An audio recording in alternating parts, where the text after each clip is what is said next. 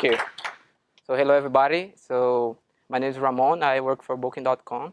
I hope to explain a little bit today about Redux and how I managed to implement its concepts using just vanilla JavaScript. Thank you guys for having me here on this amazing venue and try to share a little bit of my knowledge by playing with Redux a little bit. Thank you very much. So like I said, I'm from Booking.com. I'm living in Amsterdam now for 1.5 years. I come from that beautiful city in the background, Recife, northeast of Brazil. I came all the way there to come to work for Booking. Probably you might be wondering why I would move if I have so good weather there. But I came for other reasons, not because of the weather. So my Twitter is Ramon Victor. If you guys want to chat a little bit about this talk or about Redux or anything like that, so feel free to ping me on Twitter. This is a little bit of agenda for today. So we're going to cover a little bit about the background of Redux, and later on I will explain how I managed to implement the pattern in just vanilla JavaScript, and then trying to share with you what could be other follow-ups for the code I've started on GitHub. So also going to share a little bit of resources, like where you can find more information, everything. So just to talk about Redux, I want to give just a little bit of background. So how many of you guys have already played with Redux? Can you please raise your hand? That's cool. So just to give a little bit of background, it started because we have the MVC idea for a long time, running in many different frameworks, which sounds very simple to understand, but after some time, it can get a little bit more complex when you have applications that have to deal with a lot of data change and the state management. So then we might end up with some sort of event emitters that when emit some event, you have to handle that with different models, and then it's kind of hard for you to figure out when and how the state has changed in your application. So pretty much this was the background why we have the Flux as an initial approach to try to solve that problem, where we introduced the concept of action, dispatcher, store, and view. This should be the only way you can update the state. But 1 year later, this guy, the genius guy, the Dan Abramov, decided to make some changes on the Flux idea, and it make it work in a way that's more easy for us to understand, and removing some of the complexity from the Flux idea. So it removes the dispatcher, it makes the store a single store, so it makes it more easy for everybody to understand how to use it, which is pretty cool.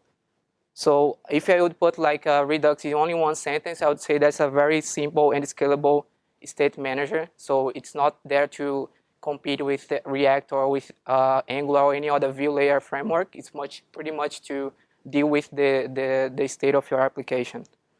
The Redux is based on 3 principles.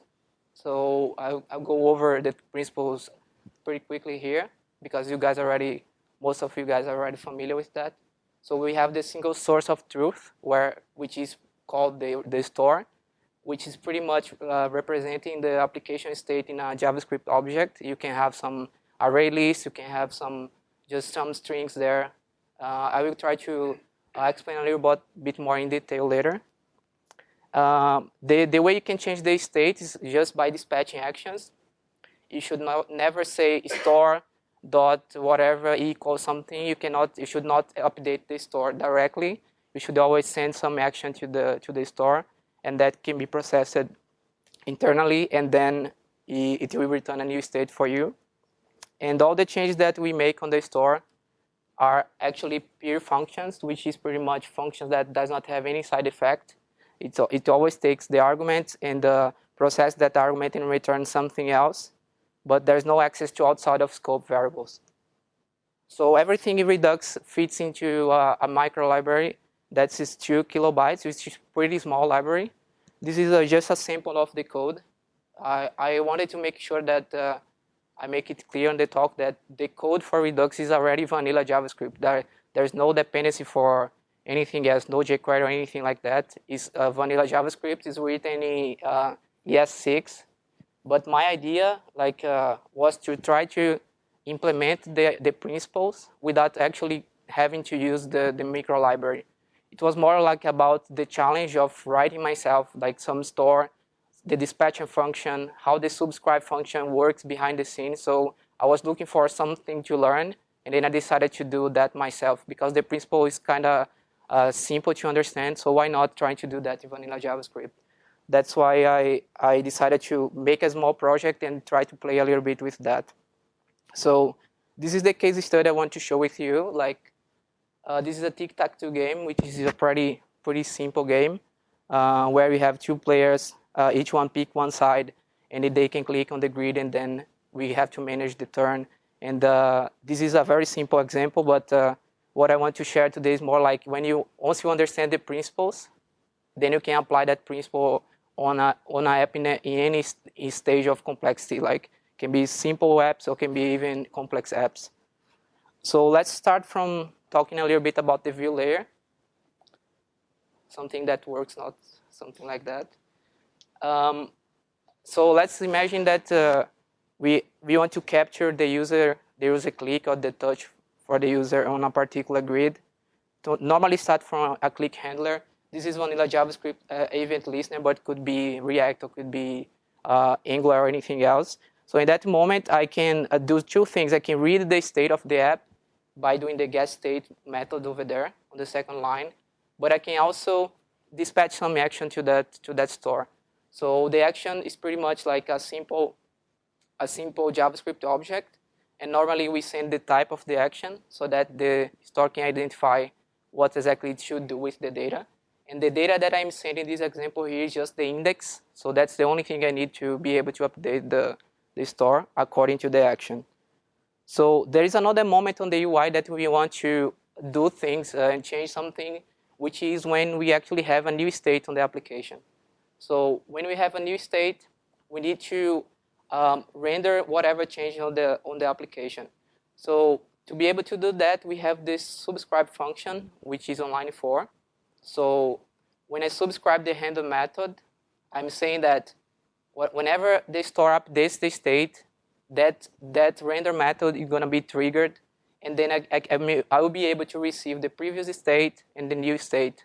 So with that, I can easily compare how was the score, for instance, before my action and also after my action. If there's no change on that particular moment, then I don't even need to render the component. But if the change happened, if there is a new score over there on the state, then I can just trigger the handle method.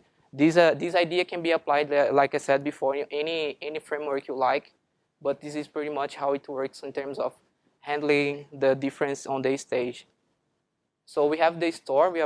We already mentioned that in some of the code snippets you saw. And this is the structure of the store. We have the get state. I also implemented the get previous state whenever I needed to compare something on the component side. And then the store is fundamentally composed by a few key methods. Like I'm gonna try to cover a little bit what are the main methods inside the store. So basically the constructor is composed by the previous state object, the state object, which is the current state after running all the reducers. And when I run the line 7, I'm actually just initializing the state. I'm just putting on the state object what is the initial state for the app. And I also have the subscribers, which are all the components that want to update according to that store. So if I have this core component, if I have the grid component, I probably want to update them as long as the state has a new information inside. So these are called the subscribers, which is pretty much anything on the view that wants to watch what's happening with the state of the store. We also have the dispatch method, like we saw before, and that's what the dispatch method does. It receives the action. With that action, we can run the update function, which is like the combined reducers from the actual Redux implementation. After we run all the reducers and we have a new state on line 17, we can run the notify subscribers which means like all the views that want to know what's happening with the state now can update whatever they want. So now let's try to see what are the reducers. So we saw before the update function, and that's pretty much the way it works. It receives the state and which action it needs to apply to that store. And I will give you an example of one single reducer for the turn. So there you can see the turn as a property, and that receives the return of the update turn function. And then that's how the reducer works. Like you have a piece of information from the store, which is the turn as first argument. You have the action on the second argument. And then there's this switch case statement that I want to see which action, which type of action is applying a change on that particular piece of the store. And if there is any risk of not understanding what to do with the data, I can just return whatever was there on the store before. So it's kind of safe to know that in the worst case scenario, you can actually at least return what was the state before. So in more complex application, we can have some kind of nesting implementations where, for instance, on arrays is common to see that. If we have for this game, for instance, we have the array, and sometimes I need to figure out whether the current index should be updated or not. So I have to nest another reducer inside of the main one. So pretty much that's how it works. If I need to set cross on that particular index, that's the way it works. So to have a brief understanding of what the reducers actually do, it's pretty much this. This is the initial state of the app. After reducers running, this is the state. Imagine that user clicked on the first index. Then we're going to see the crosses on the first index. The turn change on 7. That's pretty much how it works. I want to quickly show you on the browser how you can see the state changing. So I have this small game running locally here. Let me put it a little bit bigger.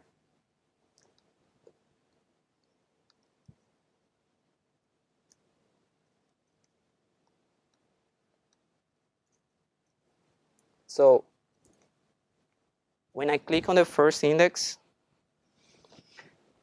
let me refresh again. Okay, click on the first index. I have here 2 actions that are sent to the store. So the pick side action just send whatever side I'm now playing, and this is the previous state. Everything is empty. The player is also empty there. And then when I see the new state, I can see I already have a player here selected. And then if I go for the second action, I can see that I clicked on the 0 index for the array. Previous state, everything empty on the grid. And now the new state, you can see that the first index is now the X. So that's pretty much the way the reducers work.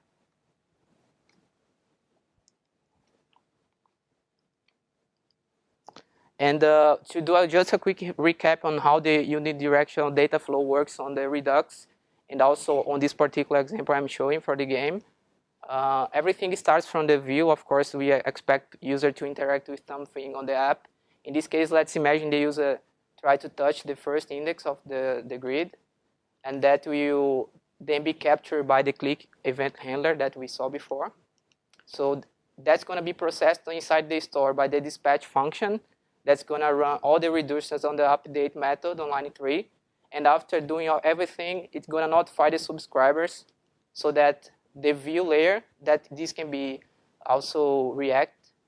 On the view layer, you have the new state. I'm just looping through all the items in the array.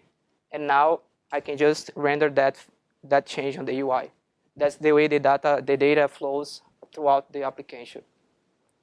So at this point, I have already covered most of the implementation for this app, but I also decided to do something else, which would be how can I use Node.js and Socket.io to deal with the backend communication for make sure that it works for 2 browsers. So if I open the browser here and if somebody else opens another browser, I can just get whatever data I am dispatching to the store and send that to another browser. So it was able by doing a very simple like Node.js code. If you can see here, this is the main implementation for the backend. I want to focus pretty much on these 3 lines where the socket.io creates a room, which is a channel of communication for 2 browsers.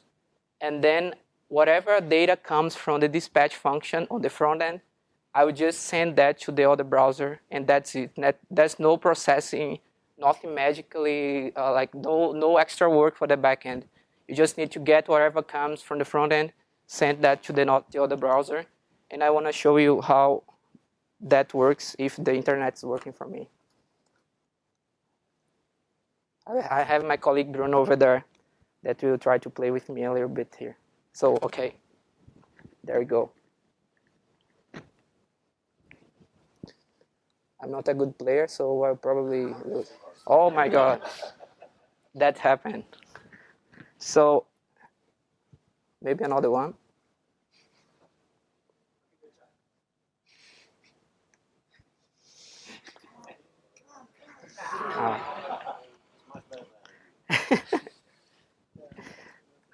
Okay, no winner this time. So,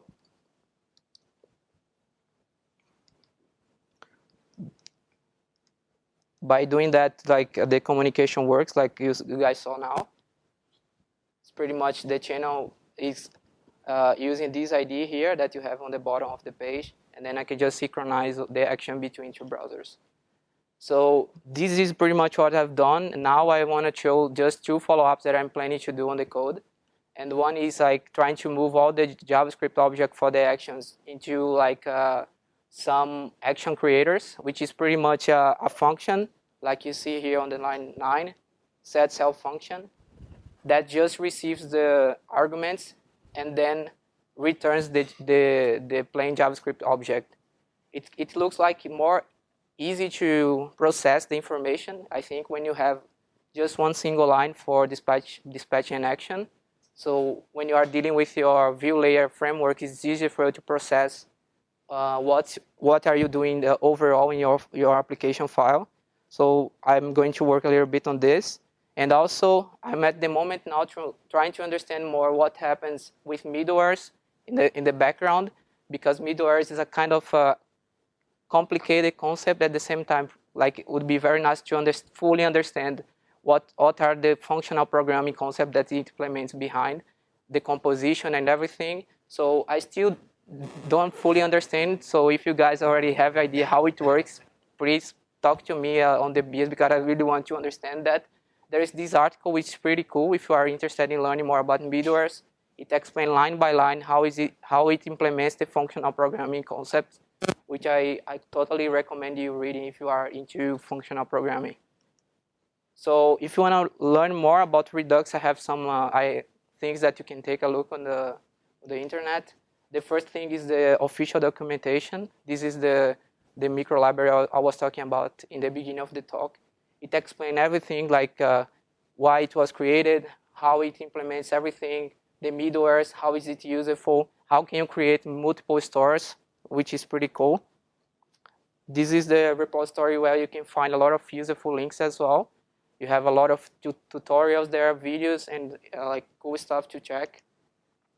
This is the repository for the game that I created, and I explained on the README how I was like correlating my code to the principle that Redux suggests. In this article, I also do the same, a little bit more detail on how I did the multiplayer implementation that you guys just saw. And I also suggest you to follow this guy, which is a creator of Redux, because he's working on really amazing tools for development with Redux, hot reloading, and some other like interesting things to like export and import whatever actions you need to use in your application. I think it's good to follow this guy, and maybe he's the main reason because I'm here today, because I created this post, and after the retweet of this guy, it got so popular that I thought like I think I should try to give this talk, bring this to the community, because it could be like yet another post like that would have like 50 page views, but it was like encouraging me to give this talk because he was there like taking a look into the article and also retweet. I think it was very humble attitude from him. So just to wrap up the talk, Redux is nice because it's easy to test and also easy to debug. Since it relies only on action and reducers that are pretty much taking some JavaScript objects, processing that, and returning a new value, it's kind of easy for you to do unit testing or any other kind of test you like. Also, it fits with simple and complex applications. Like this is just a very simple game, but once you get the idea of the principles, it pretty much can work on any other bigger application you are working for your company. It also plays nice with React because React expects some other entity to take care most of the time, take care of the state of the application. You can also use that with the Angular if you are familiar with the Angular, or you can use just vanilla JavaScript as we saw in this particular use case that I'm sharing with you today. So I think that's it. Thank you very much for having me here.